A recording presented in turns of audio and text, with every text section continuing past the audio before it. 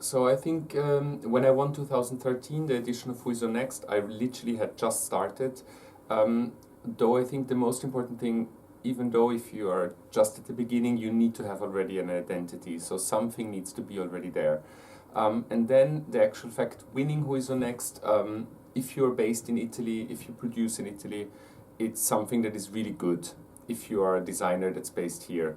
Because within Italy, it's a competition that is very well known and very well respected.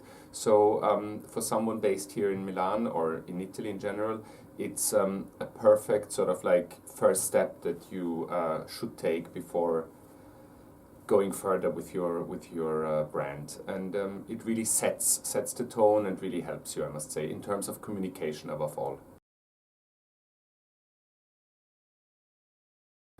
So for me, I don't know, probably it's part of my own character. I still feel very sort of like critical with my own business, with myself. So it feels sometimes a little bit funny to be in a jury and judging someone else when I'm still very much judging myself with my own work. But it felt really nice because I also teach at the university in Venice, so I'm in touch with, let's say, the younger generation. And what I always try to find is certainly at that stage, not perfection or not something that is like, you know, ready to hang in all the amazing shops in the world, but sort of like raw talent that really has a potential. And also within the jury for this season, we really discussed about the winner and not, and whether the other guys were better or stuff like this. There was a really open discussion, which was very positive, I think. And at the end, we all decided that the winner, Federico, was still like a raw little diamond, and that could develop a lot, but there was a lot of potential there. And it was really sweet for me because I could kind of see myself in his work 6 years ago. Now looking back, I'm like saying, oh my God, it was far from perfect. But I think also in my case, that's what the jury saw back then, that there is something and there is an identity, and that is the most important thing.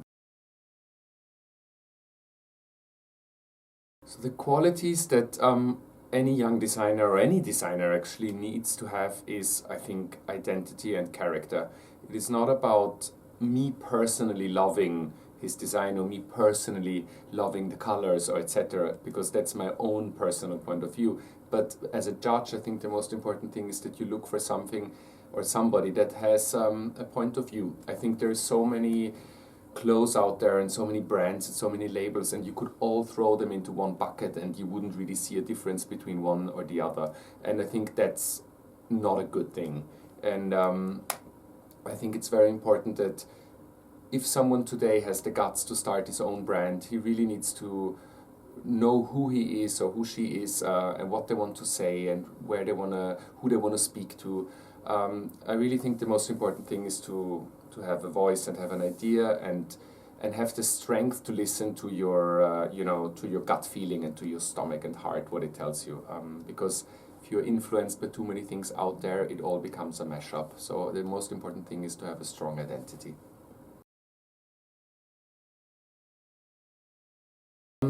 I really think one good advice is to take your time. I mean, you start your brand, you obviously try to follow the calendar, doing a fall winter and the spring summer collection, but take your time in terms of expectations. I think today people put a lot of pressure on you, or social media puts a lot of pressure on you, that you get that successful or that many followers or that these sort of things. But I really think the most important thing is good things need time to develop. So if you try to build up your brand, do it in the rhythm that feels natural and good to you. If you force things, eventually it will not work out. It's already a lot of stress to present a collection every 6 months, but I think it's still good to like do it in your rhythm and take your time.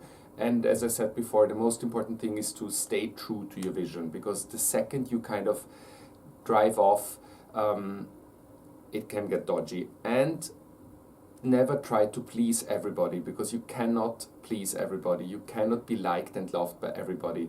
It's already a great achievement if one finds its niche and a group of people that think it's good what you're doing.